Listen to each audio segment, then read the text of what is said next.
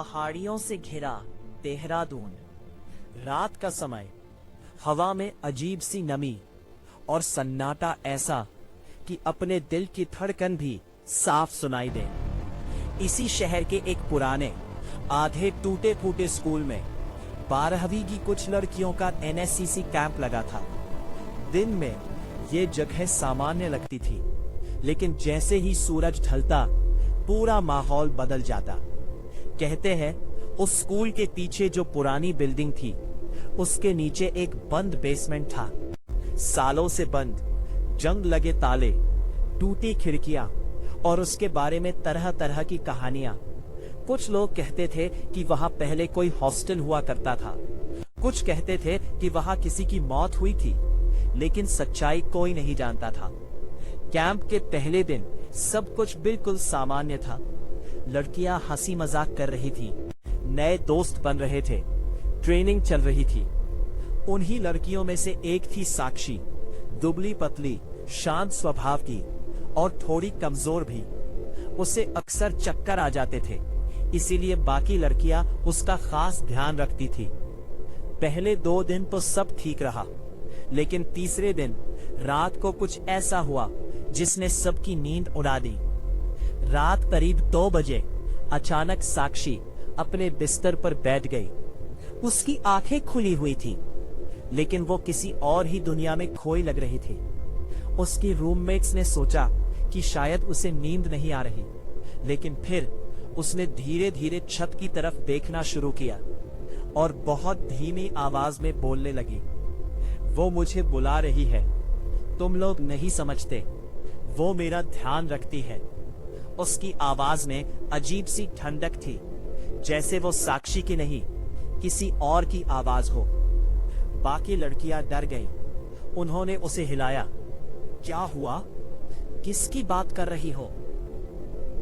लेकिन साक्षी ने उनकी तरफ देखा ही नहीं। वो बस छत की तरफ घूरती रही और मुस्कुराने लगी। वो मुस्कान सामान्य नहीं थी, उसमें एक अजीब सा खौफ था। उस रात किसी तरह सबने उसे सुला दिया, लेकिन असली डर तो अब शुरू होने वाला था। अगले दिन साक्षी बिल्कुल सामान्य थी। उसे रात की कोई बात याद नहीं थी। उसने सबकी बातें सुनकर हंस दिया, तुम लोग भी ना बेकार की बातें करती हो। लेकिन रात होते ही फिर वही हुआ।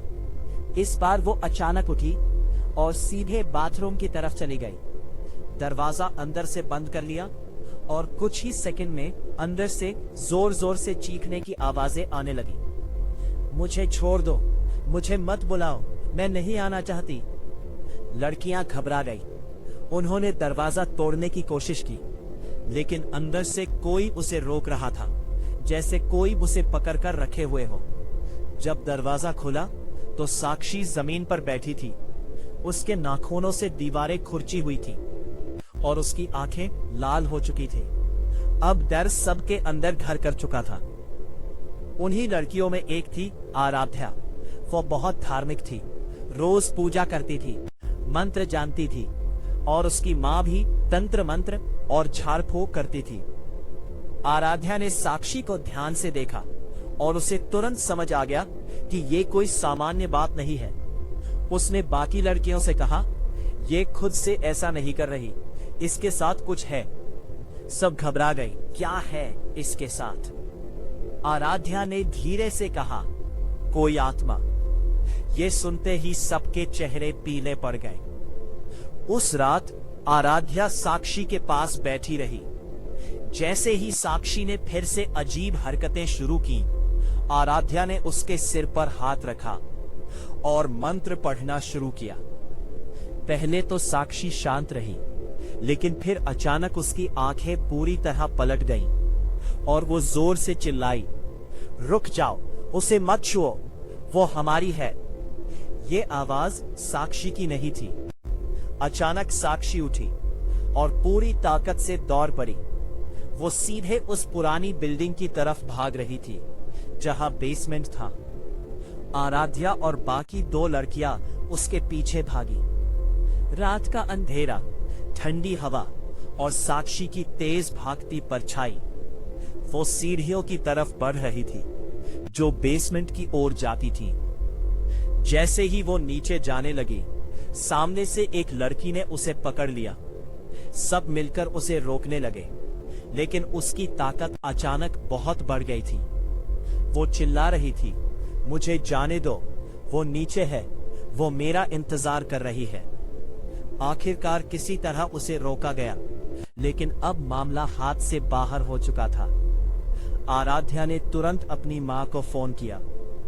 फोन उठते ही उसकी मां की आवाज आई, हाँ बेटा, सब ठीक है ना? आराध्या ने कांपती आवाज में सब कुछ बताया। कुछ सेकंड के लिए उधर से खामोशी छा गई। फिर उसकी मां ने गुस्से में कहा, तुमने पहले क्यों नहीं बताया? आराध्या डर गई। मां, क्या हुआ है? उसकी मां की आवाज और गंभीर हो गई। वहां सिर्फ एक आत्मा नहीं है। आराध्या का दिल धड़कने लगा। तो कितनी है?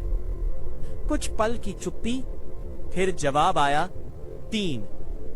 ये सुनते ही आराध्या के हाथ से फोन लगभग गिर गया। 3, और वो बहुत पुरानी है। वो जगह सुरक्षित नहीं है। जितनी जल्दी हो सके वहां से निकल जाओ। उस रात किसी ने नींद नहीं ली। सुबह होते ही उन्होंने कैंप छोड़ने का फैसला किया, बहाना बनाया और साक्षी को लेकर सीधे आराध्या के घर पहुंच गए। वहां उसकी मां पहले से तैयार थी।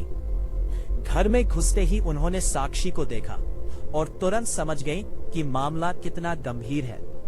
उन्होंने पूजा की तैयारी की, दीपक जलाया, मंत्रों का जाप शुरू किया। जैसे जैसे मंत्र तेज होते गए, साक्षी का शरीर कांपने लगा। उसकी आवाज बदल गई, हमें मत निकालो, ये हमारी है। एक नहीं, 3 अलग अलग आवाजें। कमरे का माहौल भारी हो गया। हवा ठंडी हो गई, जैसे किसी ने तापमान अचानक गिरा दिया हो। आराध्या की मां ने और जोर से मंत्र पढ़े और अंत में एक तेज आवाज के साथ साक्षी बेहोश हो गई। कुछ मिनट बाद जब वो उठी तो बिल्कुल सामान्य थी। उसे कुछ भी याद नहीं था।